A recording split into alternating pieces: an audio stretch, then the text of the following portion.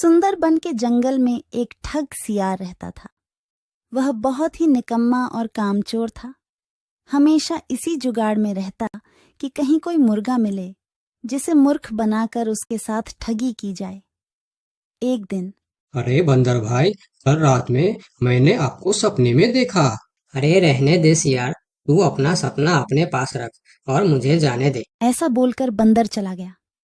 धीरे धीरे सारे जानवर सियार की हरकत को जान चुके थे, इसलिए कोई भी जानवर उसकी बातों में नहीं आता था। अब सियार समझ चुका था कि इस जंगल में उसकी दाल नहीं गलने वाली, इसीलिए वह दूसरे जंगल जाने का निश्चय किया और अगले दिन सियार अपने जंगल को छोड़कर दूसरे जंगल के तरफ निकल पड़ा।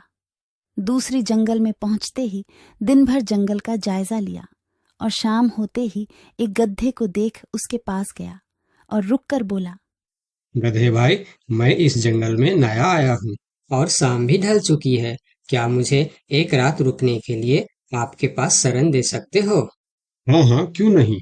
अभी तो तुम इस जंगल में नए हो और हमारे लिए मेहमान हो, और मेहमान तो भगवान के समान होते हैं। ऐसे कहते हुए गधे ने सियार को अपने पास रोक लिया और उसे सम्मान के साथ भोजन कराया। भोजन करने के बाद दोनों आपस में बातें करने लगे। सियार ने गधे से बोला, अरे गधा भाई, इस जंगल में पीपल के पेड़ के पास एक तालाब है, जानते हो उसके बारे में? हाँ हाँ, पीपल के पास एक तालाब है। वह तालाब कीचड़ से भरा पड़ा हुआ है। उसका पानी भी बहुत गंदा हो चुका है। यहाँ का कोई भी जानवर उसका पानी नहीं पीता है। सियार ने अपनी आवाज को धीमा करते हुए बोला, क्या तुम जानते हो, वह सोने चांदी का तालाब है। उसके अंदर ढेर सारा सोना और चांदी छुपा है और उस तालाब का मालिक मैं ही हूँ। सियार का बात सुन गधे ने चौंक के बोला, ये तुम क्या बोल रहे हो सियार भाई? तालाब भी कहीं सोने और चांदी का होता है? मैं भी ऐसे ही सोच रहा था।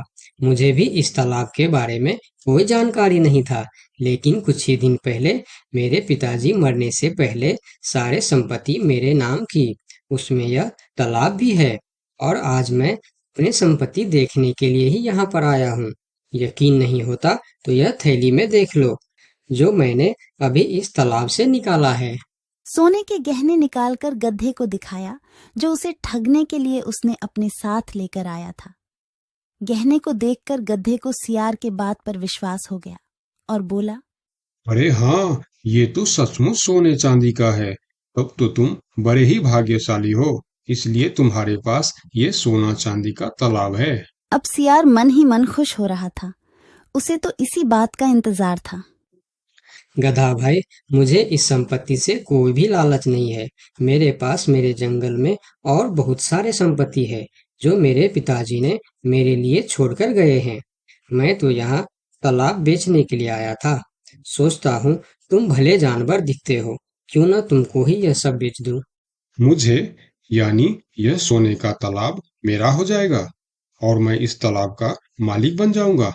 बेचारा भोला भाला गदहा सियार की चिकनी चुपड़ी बातों में बहुत आसानी से आ गया और गधा सियार से सोने का तालाब खरीदने को तैयार हो गया। दोनों के बीच 4 सिक्कों का सौदा तय हुआ। ठीक है सियार भाई, मैं अभी जाकर हिरन के पास से 4 सिक्का लेकर आता हूँ। मेरे पास अपना घर न होने के कारण मैं अपनी सारी कमाई हिरन के पास ही रखता हूँ, और जब भी मुझे जरूरत पड़ता है मैं उससे ले लेता हूँ। ठीक है गधे भाई, लेकिन ध्यान से, जंगल में किसी को इस बात का पता नहीं चलना चाहिए, वरना जंगल के सारे जानवर मेरे पीछे ही पड़ जाएंगे। ऐसा बोल सियार गधे को भेज देता है और गधा हिरण के पास जाकर अपना सिक्का मांगता है। गधे भाई, घर में सब ठीक तो है ना? आज आपको अचानक से 4 सिक्कों का क्या जरूरत पड़ गया? अरे, वह अपने जंगल में जो तालाब है ना, मैं उसे खरीद रहा हूँ। तालाब खरीद रहे हो? क्या करोगे तुम तालाब खरीद के? तालाब का तो पता नहीं, लेकिन उसमें जितना सोना चांदी है वह सब मेरा हो जाएगा। तालाब में सोना? ये तुम क्या बोल रहे हो भाई? मुझे तो कुछ भी समझ में नहीं आ रहा है। मुझे डर है कि तुम कहीं कोई परेशानी में ना आ जाओ। देखो, तुम मुझसे कुछ भी मत छुपाओ। क्या बात है? साफ साफ बताओ मुझे। हमारे जंगल में एक बहुत ही अमीर सियार आया है। ढेर सारी संपत्ति है उसके पास। और तो और हमारे जंगल में जो तालाब है ना, जिसे हम लोग गंदा नाली समझकर उसका पानी भी नहीं पीते हैं, उस तालाब में ढेर सारा सोना और चांदी है। उसने तो मुझे उस तालाब से सोने का गहना भी निकाल कर दिखाया है। उसी तालाब को मैं खरीद रहा हूँ। हम दोनों के बीच 4 सिक्कों का सौदा हुआ है। मुझे तो वह सियार मूर्ख ही मालूम पड़ता है, जो इतने सस्ते में सोने का तालाब बेच रहा है। मूर्ख वो नहीं, मूर्ख तुम हो। भला तालाब भी कोई सोने चांदी का होता है? अरे गधा भाई, तालाब से पानी निकलता है, सोना नहीं। मैं भी ऐसे ही सोच रहा था, परंतु उसने मुझे सोने निकाल कर भी दिखाया। गधे भाई, मुझे वह कोई ठग मालूम पड़ रहा है, जो तुम्हारे आंखों में धूल झोंक कर तुम्हें झांसा दे रहा है। मैं एक तरकीब बताता हूँ, जिसे दूध का दूध और पानी का पानी हो जाएगा। कौन सा तरकीब हिरन भाई? तुम ऐसा करो, उस सियार से बोलो कि मेरा हिरन भाई ने कहा है कि लिखा पढ़ी होगा तभी मैं उसे 4 सिक्का दूंगा, और अगर बिना लिखा पढ़ी से ही काम हो जाता है तो मैं सिर्फ एक ही सिक्का दूंगा। अगर वह तालाब सच में सोने की है तो वह लिखा पढ़ी जरूर करेगा, नहीं तो वह एक सिक्के में ही मान जाएगा।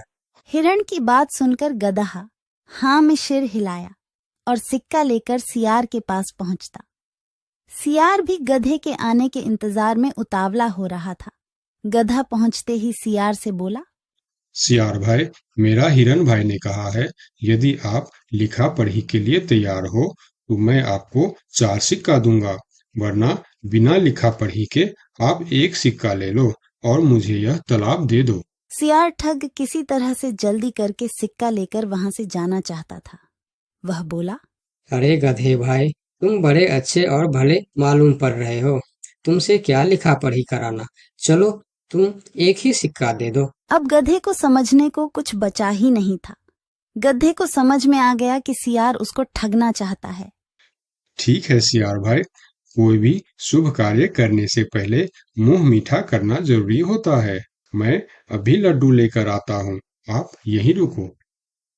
गधा जंगल से 2-3 जानवरों को बुला लाया और सियार की जमकर धुनाई कर दी। किसी तरह सियार वहां से जान बचाकर भाग